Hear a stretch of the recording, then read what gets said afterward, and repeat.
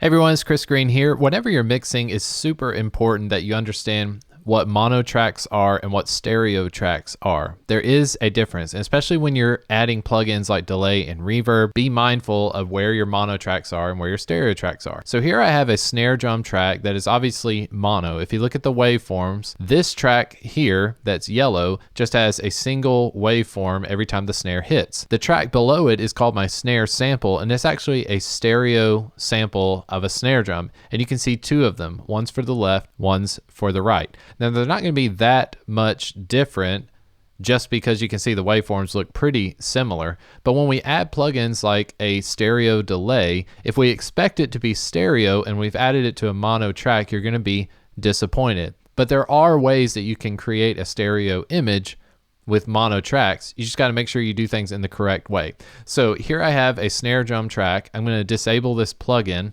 so you can just hear the original raw track. And of course, if I go to this plus button under the presonus folder, I have an analog delay. If I enable this analog delay, under the width knob, you can see it's grayed out because it's just a mono channel. I can't control the width of this plugin. Nothing I do here is going to matter. Why is that? Because it's mono. Mono meaning the left signal and the right signal, if you're wearing headphones, it's going to sound the exact same. You still will have a delay effect, but what we have is a mono delay. Let's take a listen.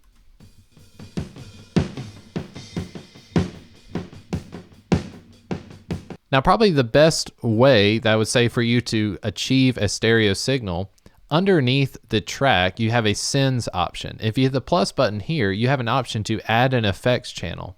As soon as you add an effects channel, click on the mix window, find that effects channel. This one's labeled FX2. I'm going to rename it. I'm going to call it ping delay. So if I take that same delay plugin and I drop it on the effects channel under inserts, now anything I send to that delay channel is actually going to be a stereo delay. So here we have a width knob of 84 and the ping pong mode is set to sum. It's got a 100% wet control.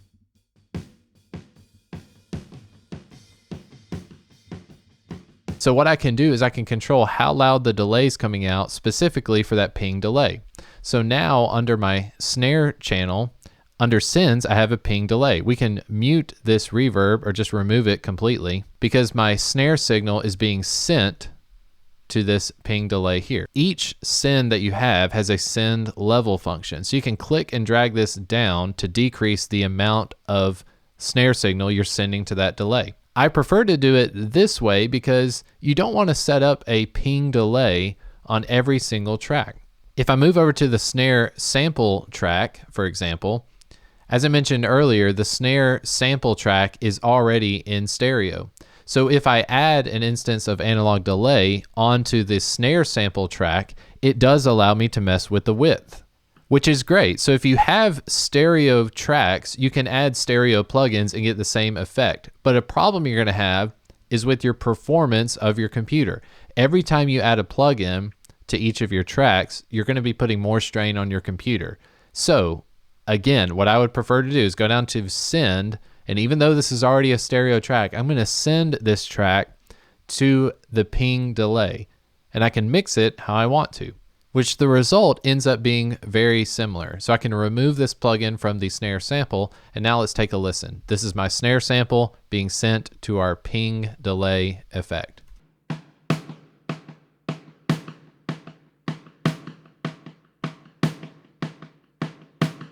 And like I said earlier with the snare track, you can also blend this and decide, okay, do I want more of my snare sample? I want a lot of my snare sample to go to the ping delay. I want my raw snare track, only want a little bit of to go to the delay. You can kind of mix it how you want. So number one, make sure that your mono tracks are mono. Make sure you're using mono plugins on mono tracks. Make sure you're using stereo plugins on stereo tracks. You want to make sure it stays stereo as long as you can, especially if that's the effect you're going for. If your stereo tracks don't sound very wide, you might have added a plugin on it that was meant to be mono, which would be a bad thing, usually, 9 times out of 10.